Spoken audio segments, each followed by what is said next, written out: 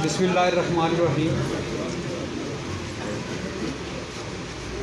सबसे पहले तो मैं अपनी क़यादत का, एहसन इकबाल साहब का, अब्बासी साहब का, अता साहब का, तमाम दोस्त आबद साहब का, जो लोग यहाँ पे आए हैं, मैं इन सब का शुक्रिया अदा करता हूँ कि ये मेरा दुख बांटने आए। मैं आप सब लोगों का भी पूरा ज़िला गुजरात के लोग जिन्हें बेहद सदमा हुआ और यहाँ पे हॉस्पिटल में मेरे साथ मेरे दुख में हिस्सेदार बने। लोगों ने इस वाक़या को इतना सीरियस लिया है कि शायद ही, बल्कि मैं समझता हूँ कि पाकिस्तान की तारीख़ में इस तरह का कोई सियासतदान के साथ इस तरह का वाक़या नहीं हुआ। लोग दुश्मनी लेते हैं, किसी को मार दिया, किसी को कुछ कर दिया, लेकिन ऐसी दुश्मनी कोई नहीं लेता कि जिससे सिर्फ़ और सिर्फ किसी को बेइज्जत किया जाए। ये चौधरी बरादरान का अनोखा वार है जो उन्होंने इस राय से मेरे ऊपर किया है। लेकिन आज मुझे किसी ने बताया कि वो कहते हैं कि मियाँ तारक की सियासत ख़त्म हो गई है। मैं सिर्फ उन्हें इतना ही कहता हूँ, क्या ज़रूर लाई के शहीद होने के बाद आपकी सियासत ख़त्म होगी? मैं मार भी जाऊंगा तो सियासत किसी की ख़त्म नहीं होती। इसलिए जो लोग ये समझते थे कि मियाँ नवाज़ शरीफ की सियासत को कुछ हो जाएगा, पहले भी 99 में भी मैं उनके साथ MPA था, लेकिन अल्लाह ताला ने फिर हमें मौका दिया, इस मुल्क के वज़ीर आज़म बने। दूसरी दफ़ा फिर मौका मिला, फिर अल्लाह ताला ने उन्हें मौका दिया। इसलिए अल्लाह ताला हमें मौका देता है कि हम दिल से आप लोगों के साथ हैं। जब लोड शेडिंग थी उस वक़्त सिर्फ हमारी पार्टी के ज़हन में एक ही बात थी, वो हमने ये फ़ैसला किया था कि इस मुल्क में हम अंधेरों को दूर करेंगे इंशाअल्लाह। आज देखिए आपके शहर में ये THQ हॉस्पिटल बना हुआ है, कॉलेज बने हुए हैं, स्कूल बने हुए हैं। ये सब मियाँ नवाज़ शरीफ की और मियाँ शहबाज शरीफ की वजह से है।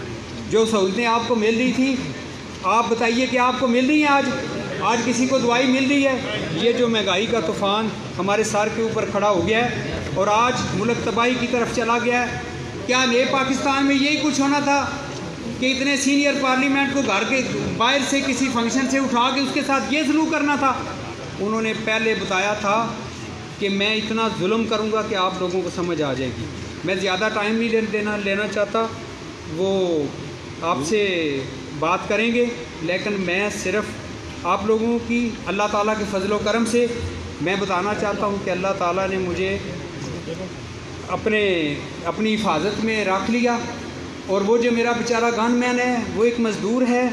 मुझे इतना दुख होता है कि आप यकीन जानिए कि जो उसके साथ हुआ, सबसे पहले उससे बंदूक छीनने की कोशिश की गई। जब उसने ऊपर की तो फिर उसकी टांगों के ऊपर सामने फ्रंट पे मेरी तरफ फायरिंग की गई। इतनी फायरिंग की गई कि शायद ही इस तरह की दहशत गर्दी हो। और फिर आगे सुनिए, मैं सिर्फ इन मुखालफों से ये पूछना चाहता हूँ कि ये स्पीकर हैं पंजाब असम्बली के, वो मेरी घड़ी भी उतार ली, मेरे पैसे भी जेब से निकाल लिए, मेरे साथ मेरे भाइयों गवाह भी हुआ, दहशत गर्दी भी हुई।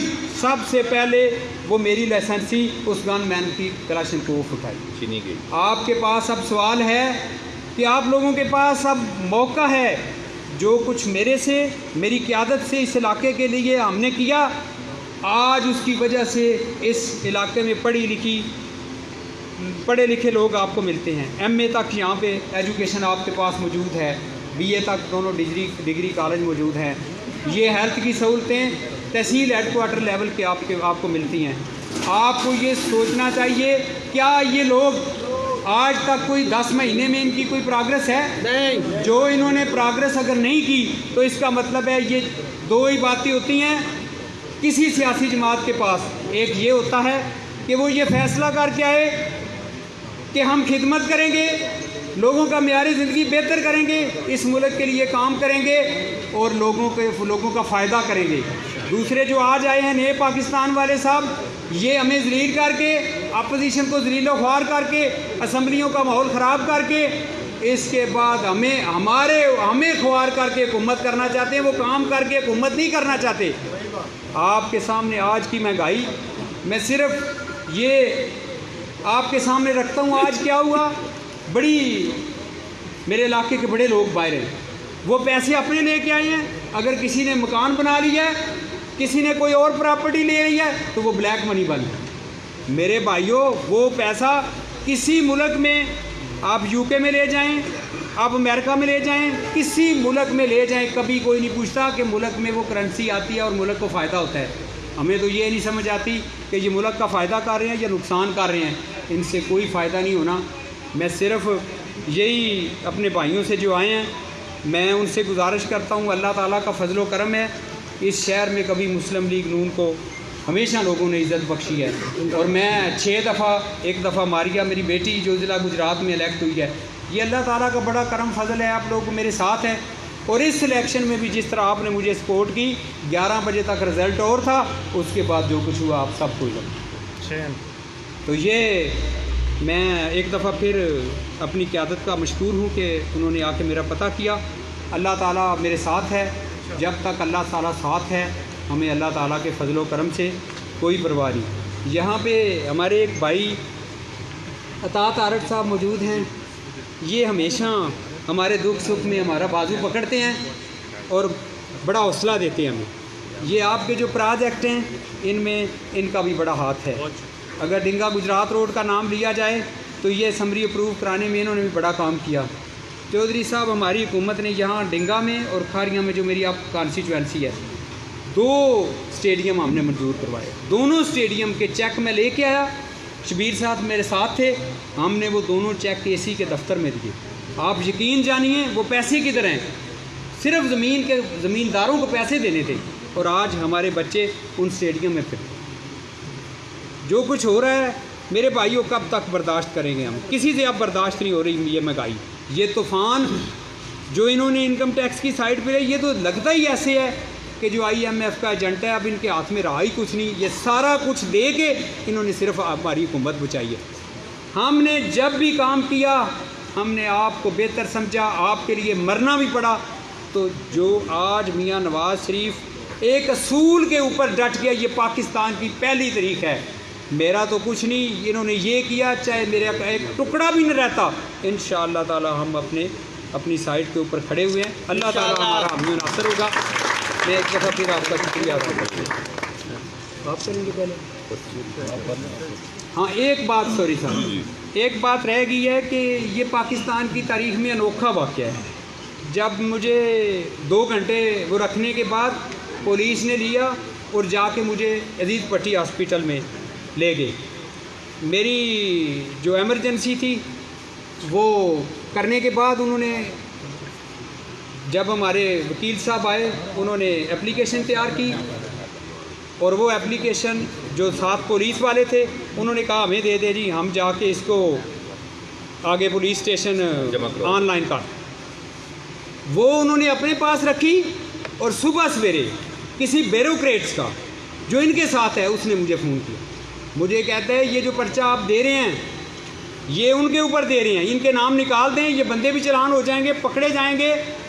میں نے کہا آپ کی بات ٹھیک ہے, اب میں جنہوں نے سارا کچھ 5-10 سال سے, یہ میرا اگر میں اسپین جاتا ہوں تو 40,000 یورو ادھر دیے ہوتے ہیں مروانے کے, تو میں ان کو چھوڑ دوں.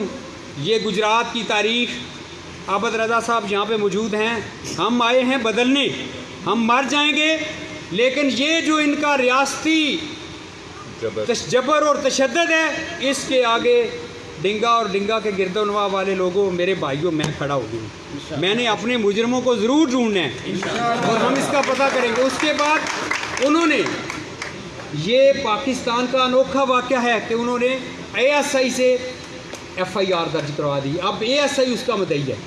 اگلے دن ہم نے پھر جا کے دوبارہ اپلیکیشن لکھی, اس کا بھی ذکر کیا, اور وہ police station per on line, جب وہ آن لائن ہوئی ہے تو پھر اسی تفتیشی کو چلی گئی ہے. اس کے بعد اس کے اوپر ہم نے گجرات میں ریٹ کی ہے ایڈیشنل سیشن جج صاحب کے پاس, وہ لگی ہوئی ہے 12 تاریخ کو. آپ دیکھیے کہ اتنا ظلم کرنے کے بعد یہ سمجھتے ہیں کہ اس کی ایک سینئر پارلیمنٹیرین کی FIR بھی درج نہیں ہوئی. میرے بھائیوں, یہ ہے نیا پاکستان.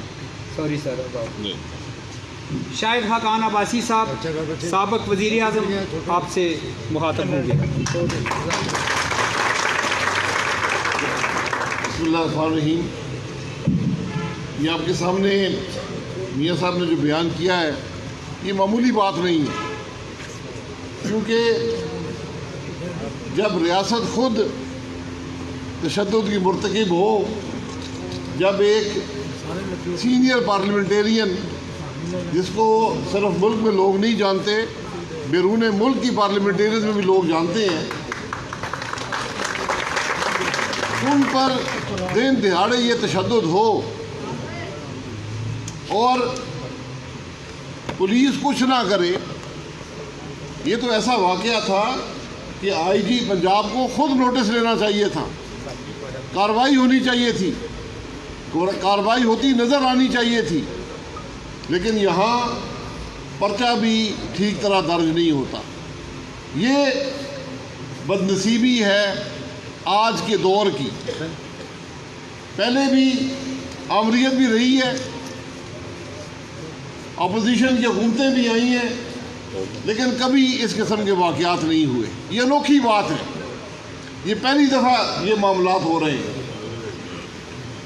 تو آج جو میاں صاحب کی بے عزتی چاہتے تھے، یہ بے عزتی میاں صاحب کی نہیں ہے، انہوں نے برداشت کر لیا. سیاستدان اپنے مقاصد کے لیے کام نہیں کرتا، عوام کی خدمت کے لیے کام کرتا ہے. سیاسی مخالفتیں ہوتی ہیں، ہر حلقے میں ہوتی ہیں، لیکن یہ ناکام سیاست ہے. یہ وہ سیاست ہے جس میں بے عزتی کی کوشش کرنے والے خود بے عزت ہوتے ہیں. یہ ان کی بے عزتی نہیں ہے، یہ حملہ آوروں کی بے عزتی ہے، یہ ان کی بزدلی ہے کہ جو سیاسی میدان میں مقابلہ نہ کر سکے آ کر گھر پر حملہ آور ہوئے. اور یہ ہم سب کے لیے لمحہ فکریہ ہے کہ کیا ہم یہ چیزیں برداشت کریں گے؟ کیا ہم چیزیں برداشت کر سکتے ہیں؟ یہ نئے پاکستان کا وعدہ تھا. الیکشن کیسے ہوا پورا پاکستان جانتا ہے، اس دھاندلی کو بھی جانتا ہے. کون سا حلقہ ہے جہاں دھاندلی نہیں ہوئی؟ اس کے باوجود عمران خان اکثریت حاصل نہ کر سکا. یہ نیا پاکستان جو ہے یہ آج وار لارڈز کا پاکستان بن گیا ہے، یہ بدماشوں کا پاکستان بن گیا ہے. یہ سیاست نہیں چلتی، سیاست شرافت کی چلتی ہے. لیکن آج بدقسمتی ہے، آپ وزیر اعظم کا لہجہ دیکھ لیں. نواز شریف صاحب 3 دفعہ وزیر اعظم رہے ہیں، ایک لفظ کسی کے خلاف ان کی زبان سے کسی نے سنا ہو؟ مشرف جیسے عامر کے خلاف جیسے 2 سال جیل میں رکھا، سزائے عمر قید دی، اس کے خلاف بھی کبھی ایک لفظ انہوں نے استعمال نہیں کیا. کیونکہ وزیر اعظم ایک گھر کا سربراہ ہوتا ہے، اس کی ذمہ داری ہوتی ہے. تو اگر آج میاں صاحب کو ان کے گھر میں عزت نہیں ملے گی تو یہاں کس کی عزت محفوظ رہے گی؟ کل ہم کس کے پاس جائیں گے؟ آپ کس کے پاس جائیں گے؟ یہ لمحہ فکریہ ہے، یہ سوچنے کی بات ہے. یہ آج پاکستان کی بدنصیبی ہے کہ ایسی حکومت ہم پر مسلط کی گئی ہے جس کو نہ ملک کے بارے میں کوئی فکر ہے، نہ سیاست کی میں عزت کی فکر ہے، نہ کسی کو شخصیات کی پرواہ ہے. سیاسی لوگ اپنی زندگی دیتے ہیں، وقت دیتے ہیں، مال خرچ کرتے ہیں، ذاتی مفاد کے لیے نہیں کہ ملک کی بہتری ہو جائے، علاقے کی بہتری ہو جائے. میاں صاحب کی محنت کوشش آپ حضرات کے سامنے ہے، آپ ان کے حلقے کے لوگ ہیں، آپ جانتے ہیں. تو یہ جو ہوا ان کی بے عزتی نہیں ہے، یہ آپ سب کی بے عزتی ہے. یہ ان لوگوں کی بے عزتی ہے جنہوں نے حملہ کیا، اور ان کا مقصد صرف ان کی ذات پر حملہ تھا کہ ان کی حد تک کی جائے. یہ چیزیں کبھی چلتی نہیں ہیں. جبر کا نظام نہیں چلتا، ظلم کا نظام نہیں چلتا. یہ فرسودہ اور ناکام سیاست ہے. یہ وہ سیاست ہے جس کا ہم نے مقابلہ کرنا ہے، جس کو ہم نے ختم کرنا ہے، اور یہ آپ نے ختم کرنا ہے. آپ کا بہت شکریہ.